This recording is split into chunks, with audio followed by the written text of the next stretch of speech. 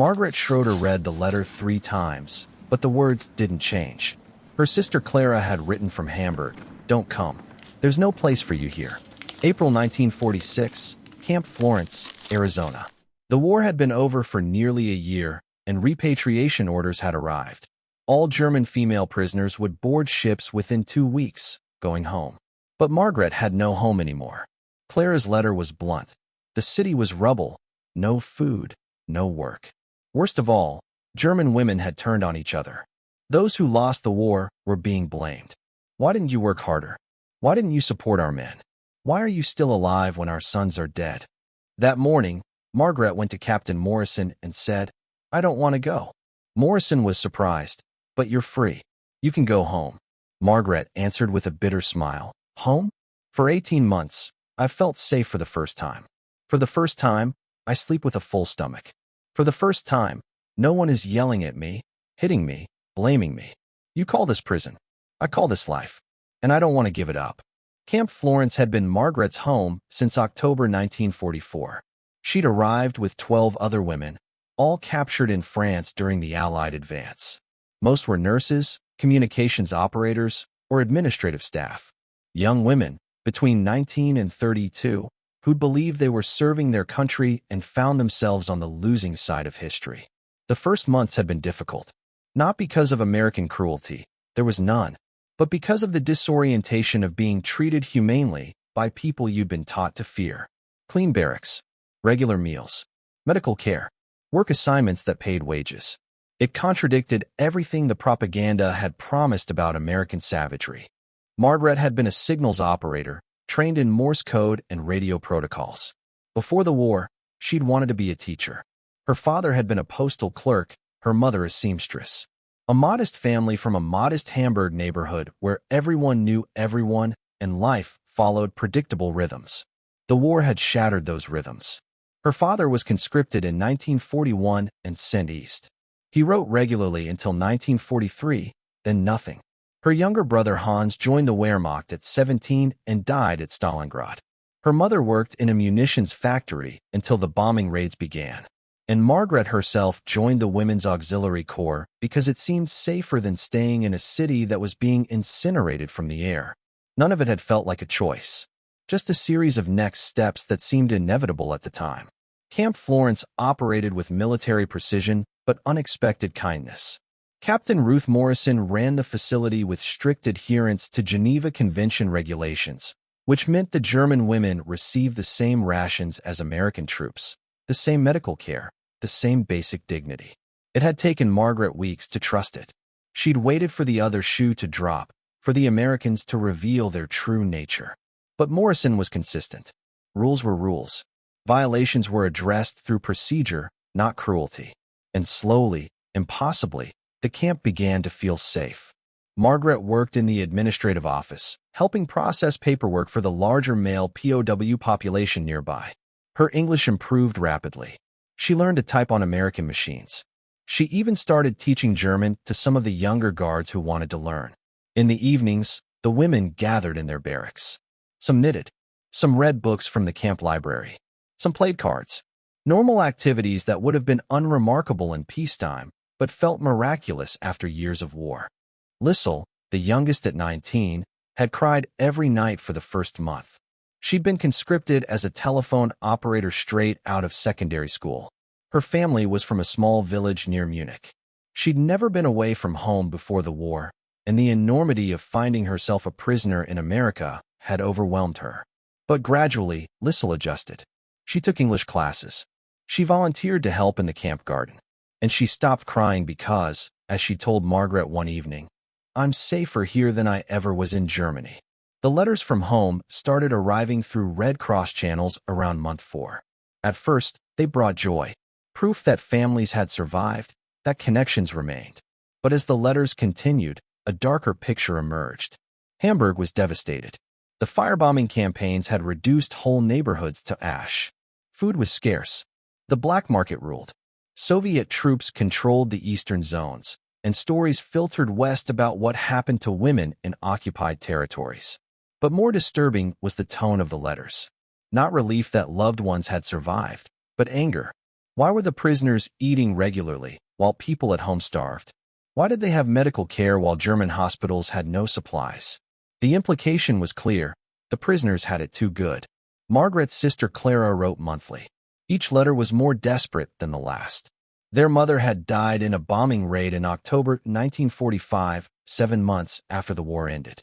Their father was listed as missing, presumed dead somewhere in Soviet territory. Clara was living in a cellar with 5 other women, working odd jobs for food, avoiding Soviet soldiers who recruited German women for labor camps that everyone knew were something worse. "Don't come back," Clara wrote in March 1946. "There's nothing here. Only rubble and revenge." The repatriation announcement came on a Tuesday morning in April. Captain Morrison gathered all the women in the common area and read the order with her usual efficiency. By directive of the War Department, all German prisoners of war will be repatriated beginning May 1, 1946. You will be processed through Bremerhaven and released to German civilian authorities. Transportation will be provided. You are entitled to take personal possessions not exceeding 20 pounds. Morrison looked up from the paper. "I know this is what you've been waiting for. You'll be going home." The silence was deafening. No one cheered. No one cried with joy. The women looked at each other with expressions ranging from resignation to outright fear. That afternoon, Margaret requested a meeting with Morrison. She brought Clara's letter, now worn soft from repeated reading. Morrison's office was small and practical. A desk, 2 chairs, filing cabinets, and a photograph of Morrison's family on the wall. Morrison gestured to a chair and waited. "I don't want to go," Margaret said in careful English. Morrison blinked. "I'm sorry. To Germany. I don't want to go back. But you're being released. You're free." Margaret slid Clara's letter across the desk. "Read this, please." Morrison read slowly, her expression growing troubled. When she finished, she set the letter down carefully. "Your sister is trying to protect you." "Yes, by telling me not to come home. Because there is no home." Margaret's voice was steady, but her hands weren't. "Captain, I've been here 18 months. In that time, I've slept without fear. I've eaten regular meals. I've worked and learned and felt like a person. Not a resource. Not a sacrifice. A person. But you're a prisoner." "Am I?" Margaret met her eyes. "I can't leave the camp, that's true. But inside these fences, I'm safer than I've been since 1939. I have a bed. I have food. I have medical care. No one hits me. No one screams at me. No one tells me I'm worthless because we lost the war." She paused. "You call this prison. I call it the only place I've felt human in 7 years."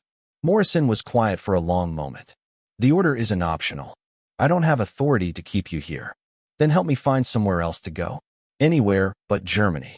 That's complicated. Immigration laws, visa requirements, sponsorship dash. "I'll do anything. I'll work. I'll learn. I just can't go back to nothing." Morrison studied Margaret's face, seeing the desperation beneath the careful composure. "Let me make some calls. I can't promise anything." "Thank you." Margaret stood to leave, then paused. "Captain, I'm not the only one who feels this way." That evening, Margaret gathered the other women in the barracks.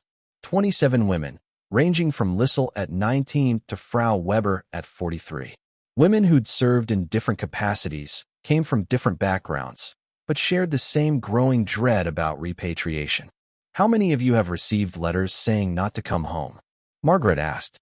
15 hands went up. "How many of you have family left in Germany?" 11 hands stayed up. "How many of you want to go back?" 3 hands. 3 women out of 27 who still believed they had something to return to. Frau Weber stood. She was the oldest, a former schoolteacher from Berlin who'd worked in military administration. "I received a letter from my cousin last week. Berlin is divided between the Allies. The Soviet sector is hell. Women are being taken for labor. Food is rationed at starvation levels. And Germans are turning on each other. If you worked for the government, if you were part of the system, you're a target. They're looking for people to blame." "We were prisoners," young Lissel said. "We can't be blamed for the war." "Can't we?" Anna Richter spoke up. She was 28, a nurse who'd worked near the front lines. "We wore the uniform. We took the oath. We served the Reich. It doesn't matter that we didn't fight. We were part of it. And now Germany needs someone to punish, and we're convenient targets." The room fell into heavy silence. "So what do we do?" Lissel asked, her voice small. "We can't stay here forever." "Maybe we can stay long enough," Margaret said. "Long enough to find somewhere else to go. Long enough for Germany to stabilize. Long enough for revenge to cool into something we might survive." "Is that even possible?" someone asked. "I don't know. But Captain Morrison is making calls. And I think she understands." Morrison spent 3 days on the phone. She called the War Department, the State Department, the Red Cross, and anyone else who might have authority to delay or redirect repatriation. Most calls ended in bureaucratic dead ends. But one call, to a Lutheran aid organization in New York, opened a possibility. The organization was helping resettle European refugees. They had connections to churches across America willing to sponsor displaced persons. German refugees were the most complicated. Anti-German sentiment was still strong, and sponsorship required careful vetting. But it was possible. Difficult, but possible. Morrison called Margaret to her office and explained what she'd learned. "If you can find American sponsors willing to vouch for you, provide employment and housing, the Lutheran World Relief might facilitate visa applications. It's not guaranteed. The process could take months, maybe longer. But we could stay? Not in Germany. Maybe. If everything aligns. If you can prove you're not security risks. If you can find people willing to sponsor enemy aliens." Morrison's expression was serious. "It's a long shot, Schroeder. It's better than no shot." Morrison pulled out a folder. "I've been authorized to delay your repatriation group by 2 weeks while you explore options. After that, orders are orders. But I'm going to help you try." The next days were a flurry of activity. Morrison connected the women with the Lutheran organization. Letters were written to churches across the Southwest, explaining the situation. German women prisoners seeking refuge, looking for sponsorship, willing to work. The responses were mixed. Some churches refused outright. The war was too recent, the wounds too raw. Others were sympathetic but lacked resources. But a few, a precious few, responded with cautious willingness. A Lutheran church in Phoenix had a member who owned a laundry service and needed workers. He'd sponsor 2 women. A farming family in New Mexico, themselves German immigrants from the 1920s, would take 3 women as agricultural laborers. A hospital in Tucson needed nurses and didn't care about nationality if the credentials were valid. Slowly, painfully, possibilities emerged. Not for everyone, not even for most, but for some. Margaret was offered a position with the Phoenix Laundry. Lissel and Anna were matched with the farming family. For other women found nursing placements. 8 women total, out of 27. The remaining 19 would return to Germany.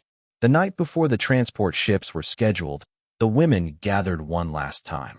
Those who were staying and those who were leaving, sitting together in the barracks that had been home for 18 months. Frau Weber was going back. She'd decided that despite everything, she needed to see Germany one more time, to witness what had become of the country she'd served, even if that service had been misguided. "I'm old enough to remember before," she told the group. "Before the Nazis. Before the war. Maybe I'm foolish, but I want to believe that Germany can return to being what it was. And maybe I can help, even in a small way." "You're braver than I am," Margaret said softly. "No, just older. And more stubborn." Frau Weber smiled. "But you young ones who are staying, you're making the harder choice. Building new lives in a foreign land. That takes courage I'm not sure I have."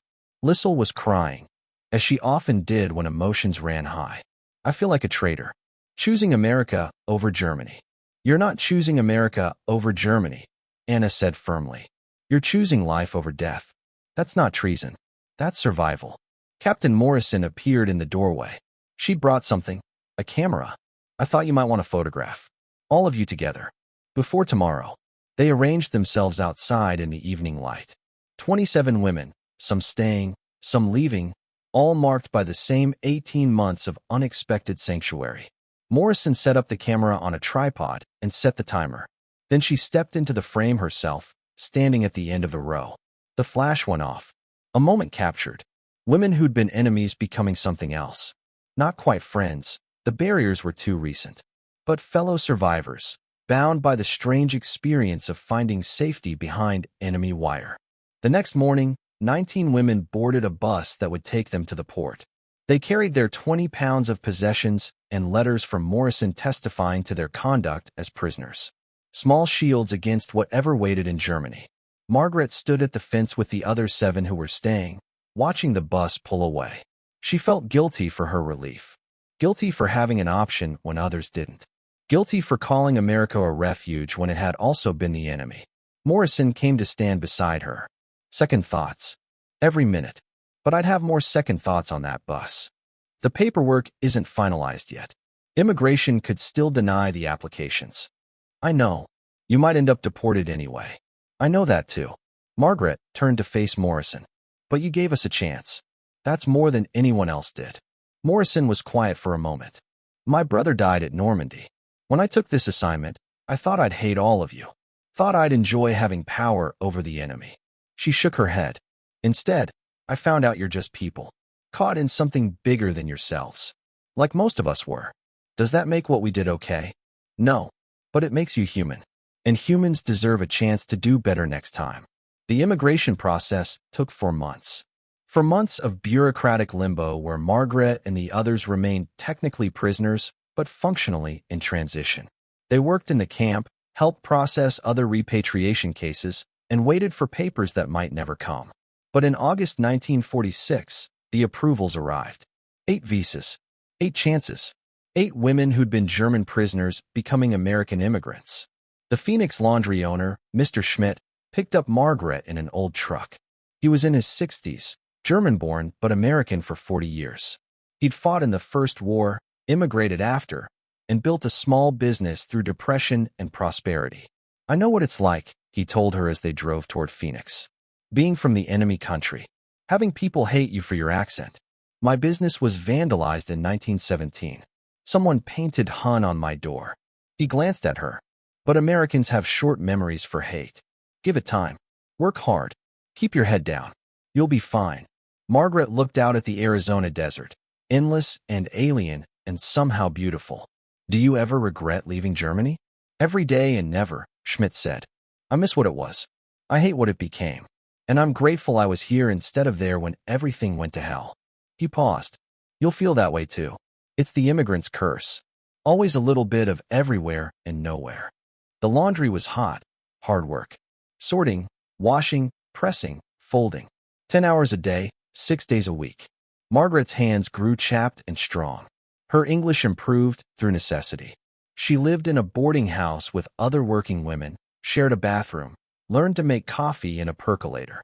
It was nothing like the life she'd imagined as a girl in Hamburg, but it was a life. And after 18 months of not knowing if she'd survive to see tomorrow, having a life at all felt like a gift. Letters arrived from Germany. From Clara, who'd somehow survived and found work as a translator for American occupation forces. From Frau Weber, who wrote about the struggle to rebuild, but also about small signs of hope. From others whose addresses kept changing as they moved through displaced persons camps and temporary housing. And every few months, a letter from Lissel, who was thriving on the New Mexico farm, learning to drive a tractor, learning to love open spaces, learning that sometimes the best revenge against a past that tried to destroy you was simply building a future it couldn't touch. 10 years later, Margaret would stand in a Phoenix courthouse and raise her right hand to take the oath of American citizenship. She would swear allegiance to a country that had once been her enemy, and she would mean every word. Not because America was perfect, not because she'd forgotten Germany, but because this country had given her what her homeland couldn't, the chance to be more than her worst moment, the chance to choose who she'd become next. The citizenship certificate hung in her small apartment, next to the photograph from Camp Florence. 27 women and Captain Morrison, frozen in a moment when freedom and safety had seemed like opposing forces instead of partners. She'd learned they weren't opposites at all. Freedom without safety was chaos. Safety without freedom was a cage. But sometimes, if you were very lucky, you found a place that offered both. Even if that place started as a prison camp in the Arizona desert. And sometimes the bravest choice wasn't going home. It was admitting you couldn't and building something new from the pieces that remained.